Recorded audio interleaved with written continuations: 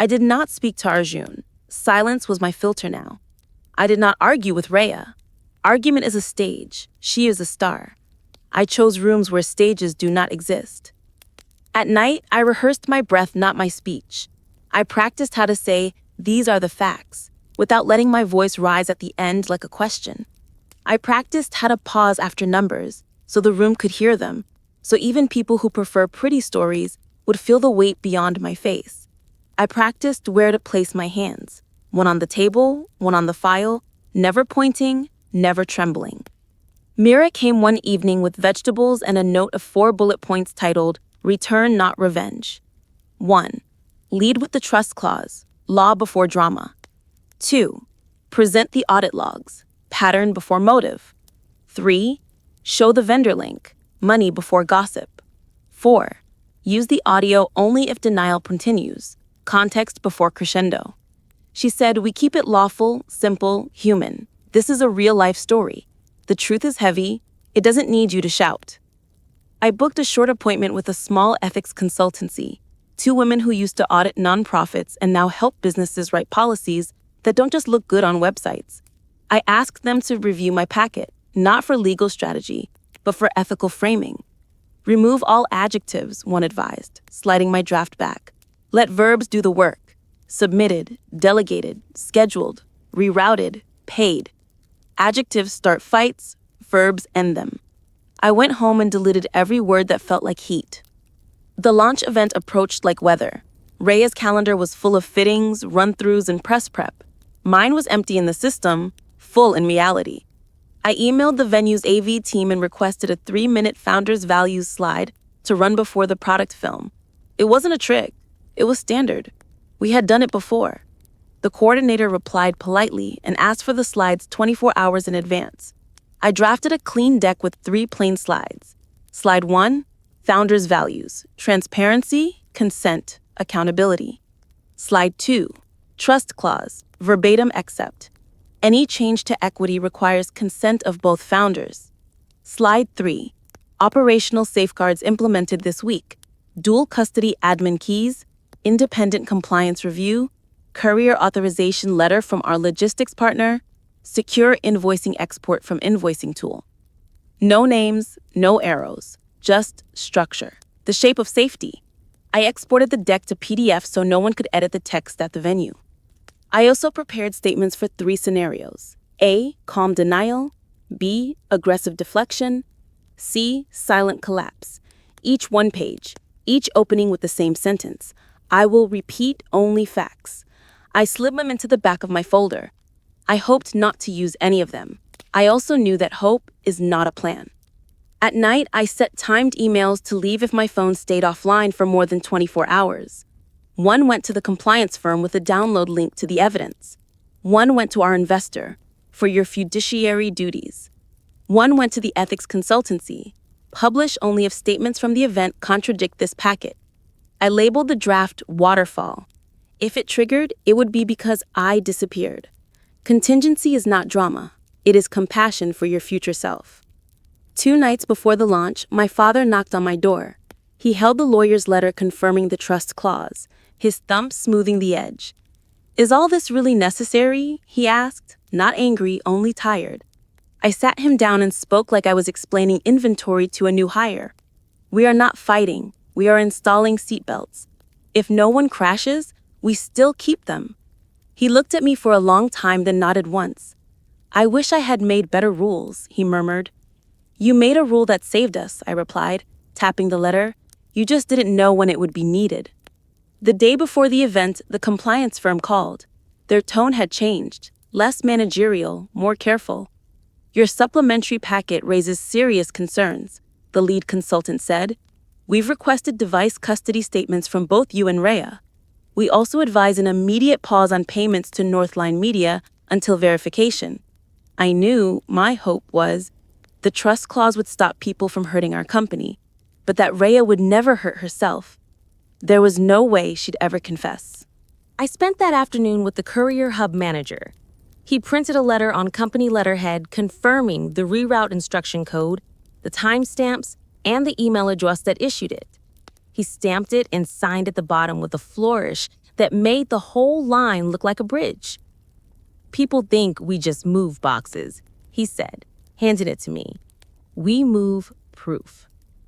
I smiled, surprised by the kindness of strangers. Then I did something small for myself. I bought a new white shirt, plain, crisp, inexpensive. I ironed it at home and hung it on my cupboard door. I polished my shoes. I placed a spare hair tie and one safety pin in my bag. Logistics is love, even when you are loving yourself back from a cliff. That night, I cooked enough food for 2 days and washed every dish before I slept.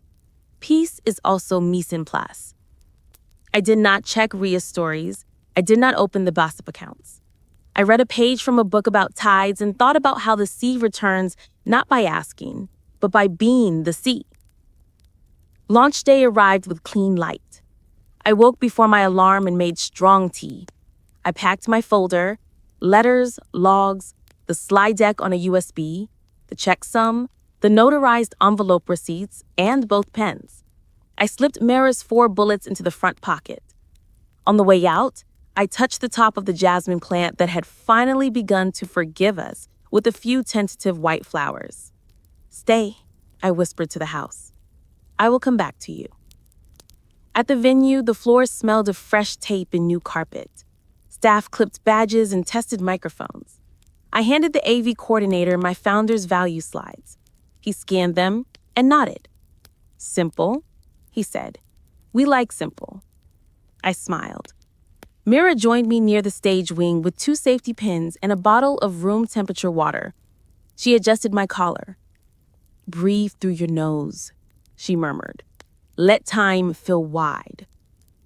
Backstage, Ria moved like a planet. Photographers orbiting, stylists adjusting, a publicist with a checklist murmuring schedules. She turned, saw me, and walked over with that soft smile she keeps for professionals and priests.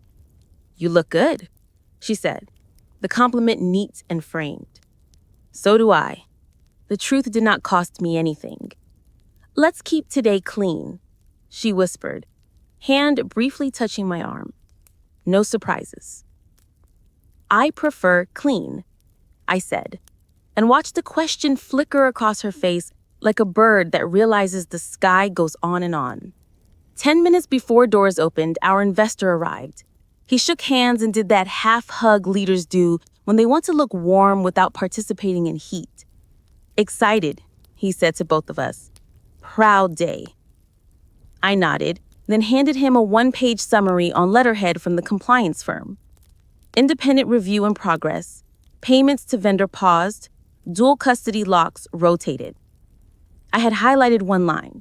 "No disciplinary action recommended at this time."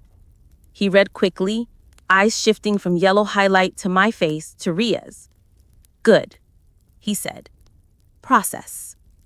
That one word moved 3 weights from my chest to the floor. I asked the coordinator for a 2-minute mic test on stage under the pretext of diction. He obliged. I stood at the podium and said 3 sentences into the empty seats. "These are the facts. We have a trust clause that protects ownership. We have a review that protects operations." My voice carried without wobble. The room returned it to me steady and plain. Back in the wing, I placed my hand on my folder and closed my eyes. I pictured my mother refolding old dresses, my father turning the heavy pen, the courier manager's flourish, the notary's stamp, the jasmine's small courage, the checksum numbers like a secret spine. I whispered to myself, "I do not need to win, I need to stand." The words settled inside me like a key finding its lock. Doors opened. People filled the hall. Press, buyers, staff, friends, the kind of crowd that knows where to look before told. The light softened, then rose. The MC did his practiced welcome. Ria's film cued for later, but first, as scheduled, the founder's value slide appeared. White background, black text, nothing pretty. The room shifted slightly, the way air changes when truth is about to sit down. I walked onto the stage at the folder in my left hand and both feet knowing exactly where the edge was. I did not look at Ria. I looked at the line of faces that had helped build our brand, and the faces that only watched. I smiled once and began. In a family drama or an emotional story, people expect fireworks. Today, you'll get paperwork. A ripple of quiet laughter, not unkind. I continued, holding up a finger for each. 1. Our trust clause requires both founders to consent to any equity change. That clause protects all of us from fear, from rumor, from pressure. The clause appeared on the screen verbatim. 2. Our operations are under an independent review started last week. In line with best practice, certain access keys have shifted to dual custody. The second slide rose, calm as a tide. 3. A PR vendor relationship is paused, pending verification, as is standard. The third slide followed, borderless. I closed the folder but kept it in my hand like a reminder. I am not here to perform a story. I am here to confirm a structure. We will show you the work we made. We will answer questions after. I stepped one pace back and let the silence sit. It didn't hurt. It held. From the wing, I felt Ria's eyes on me like a posture. The MC nodded, a touch thrown off but recovering. "Thank you," he said, a little too quickly. "Let's begin." The lights dimmed, the film rolled. Dresses moved on the screen like water in good weather. People clapped at the right places, sighed softly when the music asked them to. I watched the audience, not to count approval, but to measure calm. Calm held. When the film ended and the house lights rose, the MC invited us to the couch for a short Q&A. We sat, 2 sisters, 2 mics, 1 company, 1 file. The first question from a journalist was predictable. "There have been reports." He trailed off, polite. I answered the sentence I rehearsed. "Independent review in progress. Equity safeguarded by clause. Vendor paused for verification." He nodded, satisfaction in the boundaries. Then a second question came from the back, a quieter voice, a woman I recognized from a trade journal that prefers numbers to narratives. "Who approved the courier reroutes last month? Costs rose." Her tone was clean, not hungry. I took out the letter from the logistics partner and read one line without names. A late-night authorization code was used from a delegated login. Our dual custody policy now prevents that. No adjectives, only verbs. I did not need the mic test audio, not yet. The room had felt the shape of the plan, law before drama, pattern before motive. I watched Rhea fold her hands on her knee, a composition she had perfected. She said, "We're grateful that systems protect us." She said, "We stand together." The words were correct in grammar and thin in temperature. For the first time, I think, she realized I had come back not to fight her, but to remove the oxygen from the fire. After the Q&A, the floor opened. Buyers greeted us. Staff smiled in ways that were less rehearsed. The investor shook my hand with full fingers this time, not just the tips. "Good structure," he murmured. "We'll finish this review properly." A compliance associate approached quietly and pressed a printed memo into my hand. "Device custody statements requested from both founders by 6 p.m. today." I nodded. Process had put on its shoes.